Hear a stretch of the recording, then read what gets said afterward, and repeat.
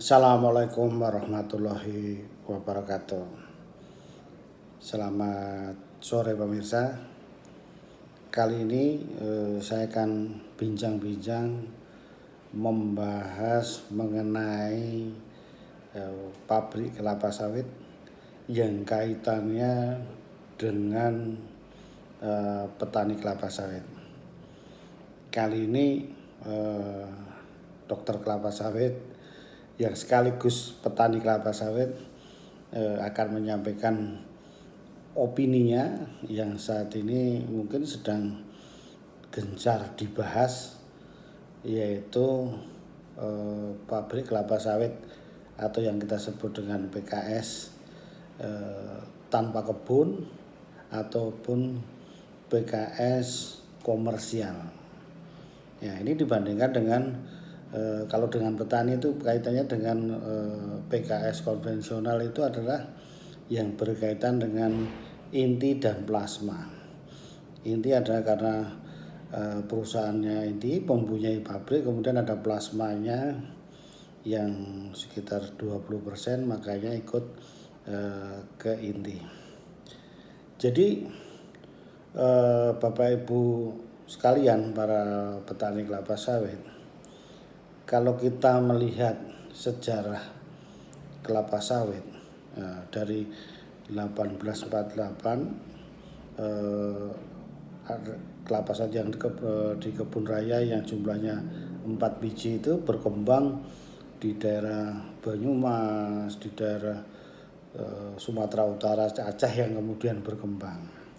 Di 1911 mulai ditanam dan akhirnya berkembang menjadi perkebunan secara komersial.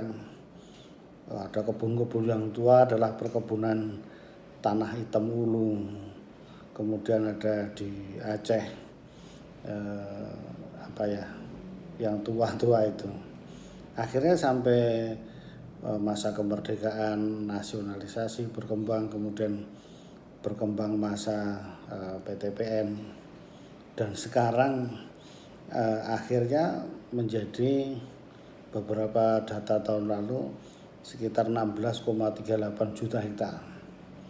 Ya, komposisinya itu kepemilikannya adalah ada yang menyebutkan 5-7% milik negara, yaitu PTPN tadi, kemudian sekitar 50-an 52% milik perkebunan besar swasta atau swasta, dan sekitar 40-an 2% itu adalah milik rakyat, artinya petani, dan sebagian besar petani swadaya.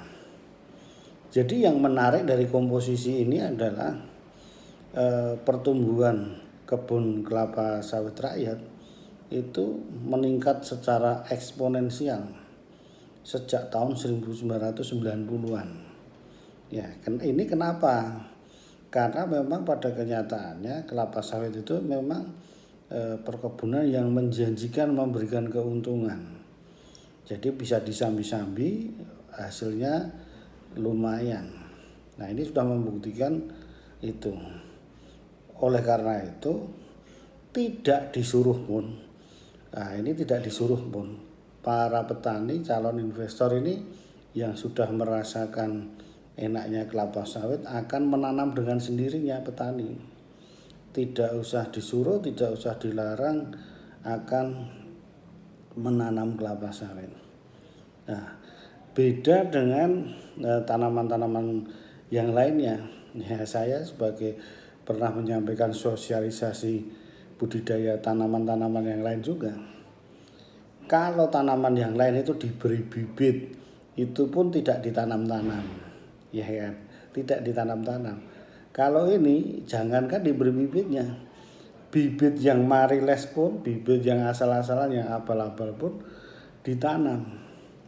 Akhirnya apa? Ya sampai merambah kawasan hutan tentunya. Ini yang jadi problem yang lain. Ya, dengan berkembangnya cepat ini tentunya kelapa sawit ini kan masyarakat petani tidak bisa mengolah sendiri, sangat tergantung oleh pihak yang lain. yaitu pabrik kelapa sawit yang sudah ada. Ataupun kemudian karena memang ada permintaan yang sangat besar, maka berdirilah pada waktu yang lalu adalah PKS tanpa kebun.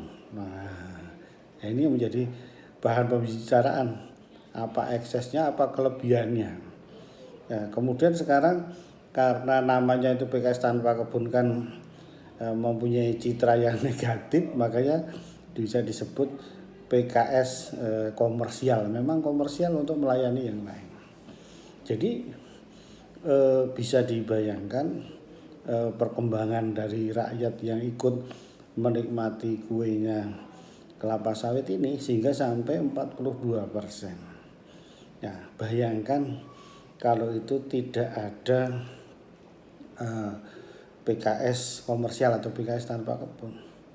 Nah, jadi seiring berjalannya waktu, maka program kelapa sawit yang mau menikmati rakyat tadi ada program itu inti dan plasma. Ya, inti dan plasma ya kan. Nah, jadi dengan plasma ikut dengan intinya, ada perusahaannya, ada pabriknya, otomatis sudah bisa ikut menikmati enaknya kelapa sawit.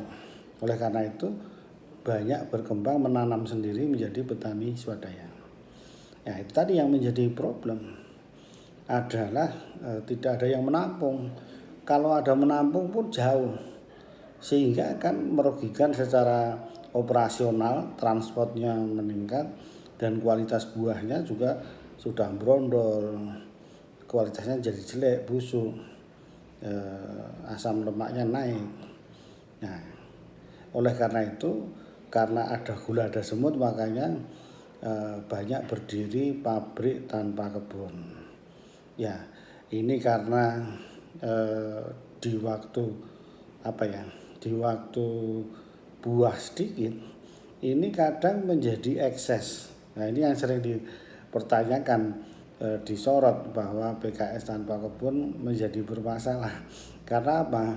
Nah, nanti yang sering dibahas adalah karena faktor pencurian misalnya, atau bisa menarik yang plasma yang sudah ada berpindah ke lain hati.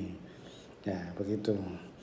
Jadi sebenarnya dari segi petani itu PKS komersial, PKS tanpa kebun ini sangat membantu supaya petani tidak termonopoli. Karena masalah harga, masalah nanti sortirannya itu menjadi berat kalau menjadi satu-satunya yang bisa kita pasok. Tetapi dengan semakin banyaknya PKS tanpa kebun atau komersial, itu bisa menjadi persaingan yang sehat, terutama harga. Nah, kemudian bisa meningkatkan produktivitas, kualitas buah yang baik. Kenapa? Oh, kalau di sini nggak diterima harus bibit yang unggul, otomatis akan membantu meningkatkan persaingan itu tadi, baik dari segi harga di sisi pabriknya maupun di sisi petaninya.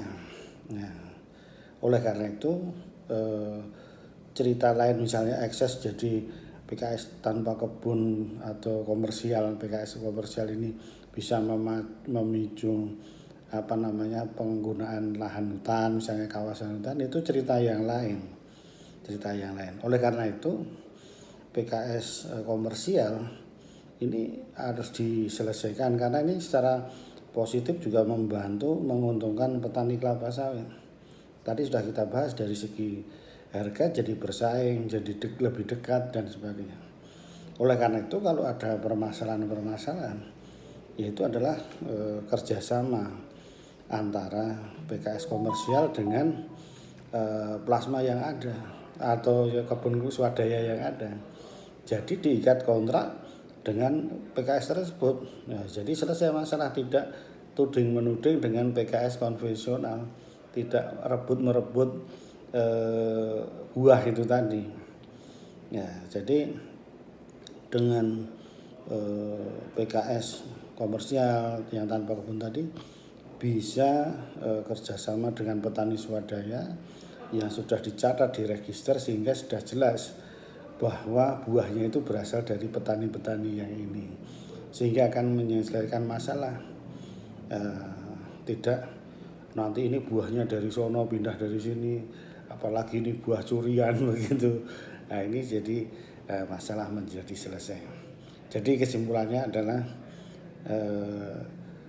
bisa diatur untuk keanggotaan dari PKS komersial ini supaya jelas buahnya dari mana. Ya itulah kerjasama petani swadaya dengan PKS komersial atau PKS tanpa kebun. Karena ini sangat membantu pemasaran dari petani yang selama ini tidak sangat tergantung kepada pabrik. Nah kalau tergantung pada satu-satunya misalnya di daerah itu ya harga terlalu dimainkan begono begini, apalagi buah sendiri dari kebun sudah penuh, buah kita nggak bisa terolah. Petani bagaimana itu? Jadi solusinya itu tadi ya, kerjasama diatur dengan PKS sehingga jelas buah dari petani-petani swadaya yang mana, sehingga terjadi kompetisi yang fair masalah harga maupun kualitas dari TBS yang dihasilkan oleh petani kelapa sawit. Terima kasih pemirsa atas perhatiannya opini kita tentang PKS komersial atau PKS tanpa kebun. Terima kasih. Assalamualaikum warahmatullahi wabarakatuh.